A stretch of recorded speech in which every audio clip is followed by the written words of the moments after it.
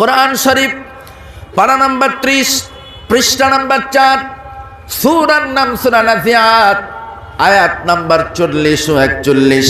ক্ষুদ্র ক্ষুদ্র দুটো আয়াতে কারিমা। আয়াতে কারিমার ভিতরেই আল্লাহ রাব্বুল আলামিন तमाम পৃথিবীবাসীকে বলে দিয়েছেন জান্নাতি কারা। ও মুসলমান ভাইরা, এই পৃথিবীতে বিভিন্ন শ্রেণীর মানুষ আছে। শ্রমজীবী, চাকরিজীবী, ব্যবসায়ী, ডক্টর, মাস্টার, উকিল, ব্যারিস্টার, সব মানুষকে উপেক্ষা করে প্রকৃতপক্ষে জান্নাতি কারা তাদেরকে আল্লাহ রাব্বুল আলামিন চিহ্নিত করেছেন। স্পষ্ট আল্লাহ রাব্বুল আলামিন বলেন, ওয়া আম্মা মান খাফা মাকামা রাব্বিহি ওয়া নাহান নাফসা আনিল হাওয়া ফাইন্নাল জান্নাতা হিয়াল মাওয়া। কোন মানুষগুলা জান্নাতি হবে স্পষ্ট কোরআনে কারীম বলে, ওয়া আম্মা মান খাফা মাকামা রাব্বিহি ওয়া নাহান নাফসা আনিল হাওয়া। আমাদের কারো কিন্তু অজানা নাই, প্রতিটা মানুষের জন্য এই দুনিয়াবি জিন্দেগিটা এক্সামিনেশন সেন্টার, পরীক্ষা কেন্দ্র। পরীক্ষা দেওয়ার জন্য আল্লাহ রাব্বুল আলামিন আমাদেরকে দুনিয়ার বুকে এনেছেন।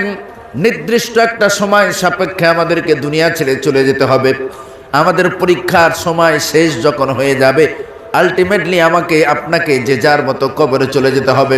অতঃপর রব্বুল আলামিন আল্লাহর মুখোমুখি আমাকে আপনাকে দাঁড়াতে হবে, এ বিষয়ে আমাদের কারো কোনো সন্দেহ নেই। আছে নাকি? সন্দেহ আছে?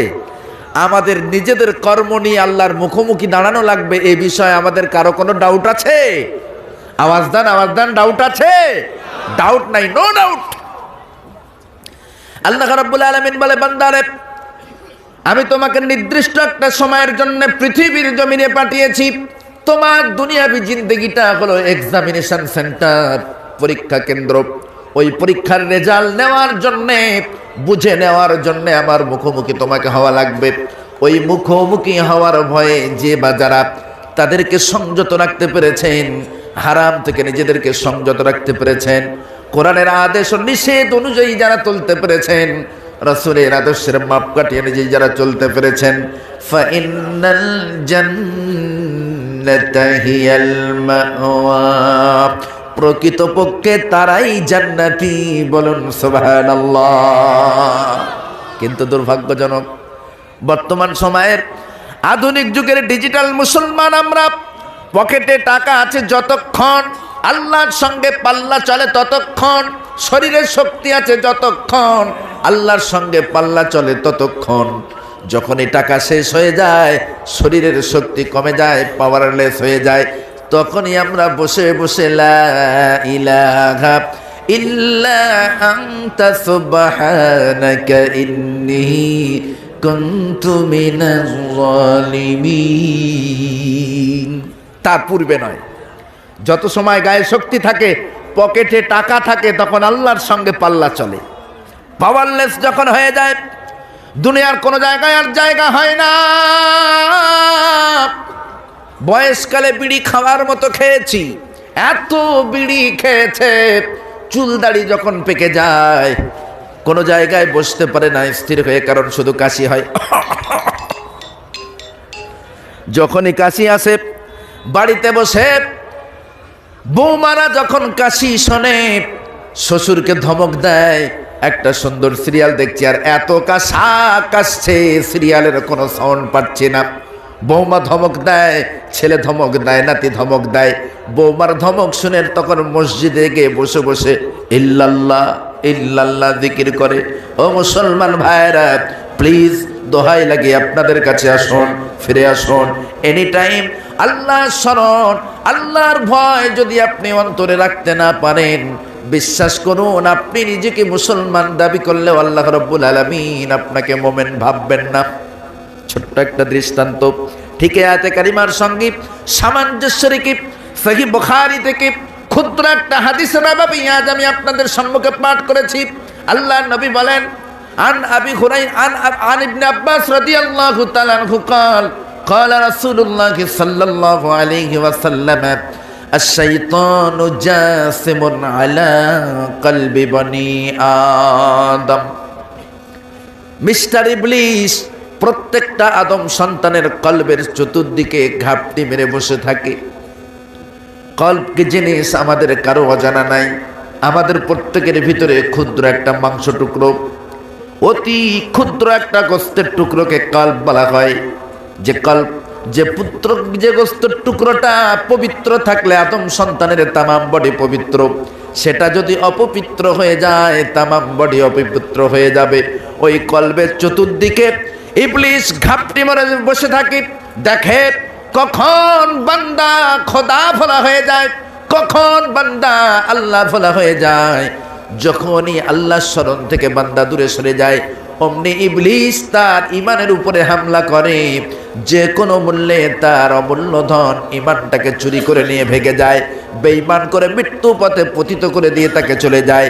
সেজন্য আজ আমি আপনাদের কাছে রিকোয়েস্ট করব, ও মুসলমান ভাইরা, যে পেশার মানুষ হই না কেন, যে কোয়ালিটির মানুষ হই না কেন, এনি টাইম আল্লাহ স্মরণ অন্তরে রাখার প্রয়োজন আছে না নেই? আরো জোরে বলেন, আছে না নেই? আল্লাহ স্মরণ থেকে যদি বিচ্ছিন্ন হন, পরিণতি কতটা ভয়ঙ্কর একটা দৃষ্টান্ত দিলে বুঝবেন। তাফসীরে আনোয়ারুল কোরআনের ভিতরে পেয়েছি, আল্লাহর এক দরবেশ বান্দা, ওলি বান্দা, প্রকৃতপক্ষে আল্লাহর ওলি বান্দা, দরবেশ বান্দা, ধর্মীয় শাস্ত্রে যেমন অগাধ পাণ্ডিত্য তার ছিল, চিকিৎসা শাস্ত্রেও যথেষ্ট জ্ঞান তিনি অর্জন করেছিলেন। রোগে পীড়ে বিমানে মানুষ যখন জর্জরিত হতেন, সকলেই তার দ্বারস্থ হতেন।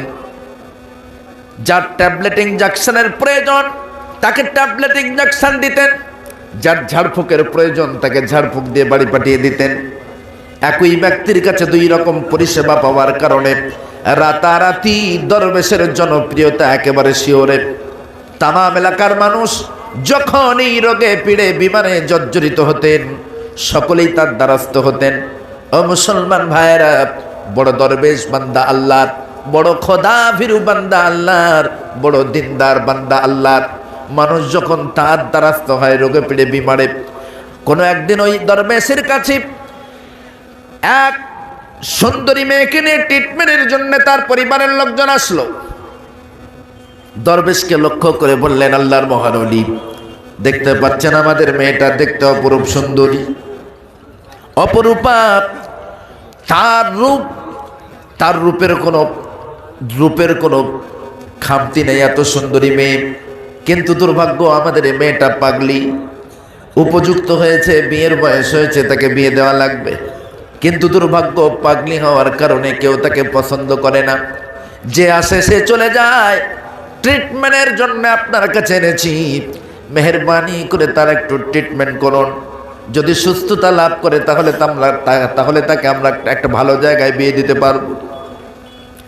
দরবেশ বান্দা আল্লাহ মেয়েটাকে দীর্ঘক্ষণ দেখবার পরে পরিবারের লোকজনদেরকে বললেন, দেখুন এ মেয়ের যা প্রবলেম, 1-2 ঘন্টার ট্রিটমেন্টে মেয়ের কোনো ফায়দা হবে না। কন্টিনিউ যদি মেয়েটাকে কয়েকদিন যাবত ট্রিটমেন্ট করা হয়, আল্লাহ চাইলে মেয়ে সুস্থ হবে, তার পূর্বে নয়। বলছে রোগ যা, তাতে করে 1-8 ঘন্টা ট্রিটমেন্টের কোনো ফায়দা হবে না, কন্টিনিউ কয়েকদিন যাবত ট্রিটমেন্ট করলে আল্লাহ চাইলে সুস্থতা লাভ করতে পারে। পরিবারের লোকজন বলেন, নো প্রবলেম, 1 সপ্তাহ, 15 দিন, 1 মাস, যতদিন খুশি লাগে আপনি ট্রিটমেন্ট করতে থাকুন, যে কোনো মূল্যে মেয়েটাকে সুস্থ করা লাগবে। দরবেশের কাছে মেয়েটাকে অ্যাডমিশন করে পরিবারের লোকজন যে যার মতো বাড়িতে চলে গেল।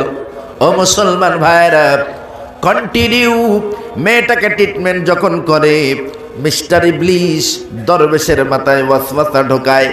ওই সুন্দরী মেয়েটার রূপ লাবণ্যের প্রতি আকৃষ্ট হয়ে ক্ষণিকের জন্য দরবেশ যখনই আল্লাহ ভোলা হয়ে যায়, ইবলিস তার মগজ ধোলাই করে।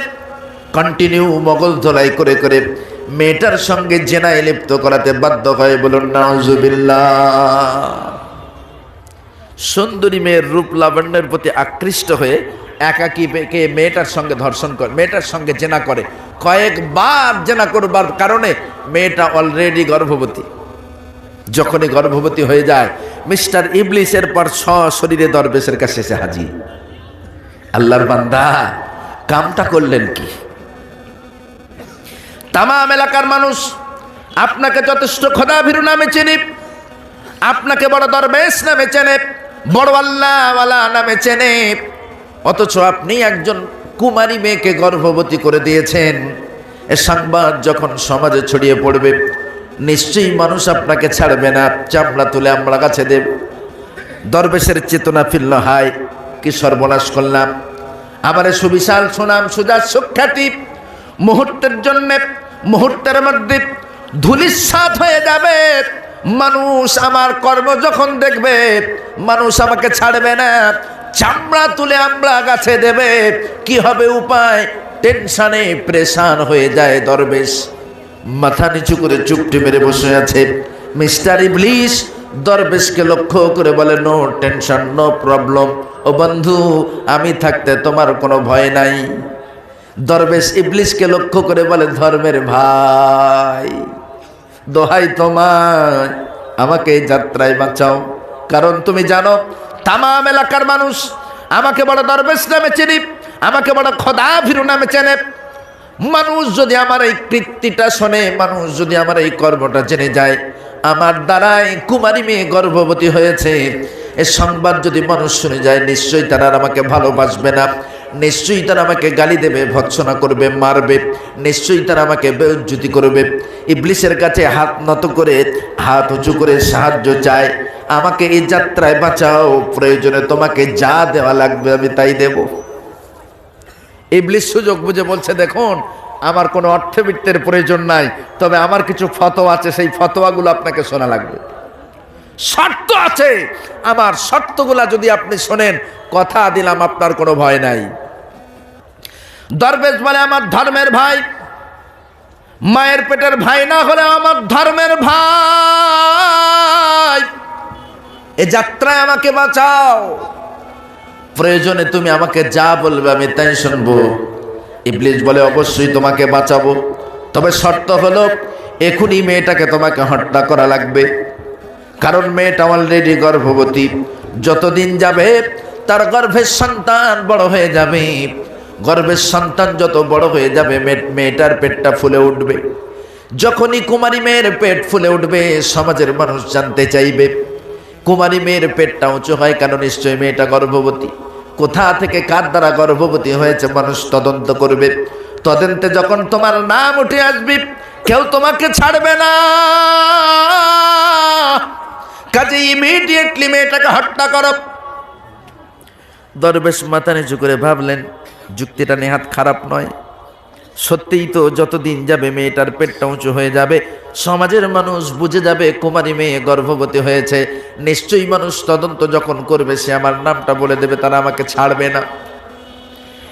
একাকী দরবেশ মেয়েটাকে হত্যা করার পরিকল্পনা যখন করল, ইবলিস আরো শিখিয়ে দিল, শোনো ও দরবেশ, খবরদার, মেয়েটাকে মারার পরে সাধারণ কোনো গোরস্থানে তাকে দাফন করবে না। যদি সাধারণ গোরস্থানে দাফন করো, মেয়েটাকে হত্যা করবার সময় গায়ে আঁচড় লাগতে পারে, সমাজের মানুষ যদি তার গায়ে আঁচড় দেখে তাহলে তারা তদন্ত করতে পারে। ওই মেয়েটা কি তোমার চেম্বারের ভিতরে গর্ত করে নিজে নিজেই তাকে কবরের ভিতরে ঢুকিয়ে দাও, দুনিয়ার কোনো মানুষকে জানতে দিও না, তাহলে বিপদে পড়ে যাবে। ইবলিস এভাবে তাকে যুক্তি দিচ্ছে। এখন বেউজ্জতির হাত থেকে বাঁচার জন্যে দরবেশ একাকী ঘরের দরজা বন্ধ করে দিয়ে চেম্বারের ভিতরে মেয়েটাকে হত্যা করলো। হত্যা করবার পর নিজে নিজে গর্ত খুঁড়ে তাকে পুঁতে দিল। মেয়ের পরিবারের লোকজন যখন আসলো, ও আল্লাহর মহান ওলি, যে মেয়েটার ট্রিটমেন্টের জন্য আপনার কাছে দিয়ে গিয়েছিলাম, আমাদের মেয়েটার খবর কি? দরবেশ এক কথাই বলল, সে তো কবে মারা গেছে। মারা যাওয়ার পরে আপনাদের সঙ্গে যোগাযোগ করতে চেষ্টা করলাম, পারলাম না, ব্যর্থ হয়েছি। একটা মুসলিম মেয়ের লাশ পচে গলে যাবে এটা তো আমি মানতে পারি না, এই জন্যই নিজে দায়িত্ব নিয়ে তার দাফনের ব্যবস্থা করে দিয়েছি। পরিবারের লোকজনেরা দরবেশ ওয়েলকাম জানিয়ে বাড়ি চলে গেল। ধন্যবাদ আপনাকে, মোবারকবাদ আপনাকে, আপনার মেয়ে নয় অথচ আপনি দায়িত্ব নিয়ে তাকে দাফন করে দিয়েছেন, এর জন্য আপনাকে অনেক অনেক ধন্যবাদ। পরিবারের লোকজন যে যার মতো বাড়িতে চলে গেল। মনে মনে ভাবলো বালা পেরিয়ে গেছে, মাথা হালকা হয়ে গেছে। পাগলি মেয়ে মারা গিয়েছে, বেঁচে গেছে এমন বলে যে যার মতো বাড়িতে চলে গেল। ওদিকে মিস্টার ইবলিস পরিবারের লোকজনের কাছে গিয়ে ওই মেয়ের পরিবারের লোকজনের কাছে জানতে চাইল, ও বাড়ির লোকেরা, তোমাদের যে মেয়েটা ট্রিটমেন্ট করবার জন্য দরবেশের কাছে নিয়ে গিয়েছিলে সে মেয়েটার খবর কি? বলে সে তো কবে মারা গেছে। ইবলিস বলে মারা যায় নাই, মারা যায় নাই, তোমাদের মেয়ে মারা যায় নাই। পরিবারের লোকজন বলে আমরা দরবেশের কাছ থেকে শুনেছি নিশ্চিত মেয়েটা মারা গেছে, দরবেশ তাকে দাফন করে দিয়েছে। ইবলিস বলে না, তোমাদের মেয়ে মারা যায় নাই, বরং তাকে হত্যা করা হয়েছে। হত্যার পূর্বে তার সঙ্গে জেনা করা হয়েছে, জেনার কারণে মেয়েটা গর্ভবতী হয়েছে। সমাজে বেউজ্জতির ভয়ে দরবেশ তাকে হত্যা করেছে। ও মুসলমান ভাইরা, মেয়ের পরিবারের লোকজনেরা এক বাক্যে বললেন না, সম্ভব নয়, কারণ আমরা যতদূর জানি তিনি বড় আল্লাহওয়ালা মানুষ, তিনি বড় দরবেশ বান্দা, বড় খোদা ভীরু বান্দা, সুতরাং এত বড় জঘন্য কাজ তিনি করতে পারেন না। দরবেশের প্রতি পরিবারের লোকজনের যথেষ্ট কনফিডেন্স ছিল, এতটা জঘন্য কাজ তিনি করতে পারেন না। ইবলিসের পর তাকিদ সহকারে বলে, বিশ্বাস যদি না হয় তোমাদের মেয়েটাকে কোথায় দাফন করেছে অন্তত পক্ষে কবরটা একটু দেখে এসো, তার কবরটা একটু জিয়ারত করে এসো। পরিবারে নরম গরম সর্বরকম মানুষ আছে, দুটা দলে বিভক্ত হয়ে কেউ বা বলে যা হয়ে গেছে ছেড়ে দাও, আর কেউ বা বলে লোকটা ইনফরমেশন যেহেতু নিয়ে এসেছে একটু তদন্ত করা দরকার। আবারও একদল মানুষ দরবেশের কাছে এসে প্রশ্ন করলেন, ও আল্লাহর মহান আলী, আপনার বিরুদ্ধে আমাদের কোনো অবজেকশন নাই, তবে আমাদের মেয়ে পাগলি হলেও সে আমাদের মেয়ে, মারা যাওয়ার পরে তার দাফনে আমরা থাকতে পারলাম না, মনটা বড়ই কাঁদি, মেয়েটা কবরটা একটু জিয়ারত করবার জন্যে বলুন আমাদের মেয়েটাকে কোন গোরস্থানে কবর দিয়েছেন, একটু কবরটা দেখিয়ে দেন, আমরা একটু তার কবরটা জিয়ারত করব।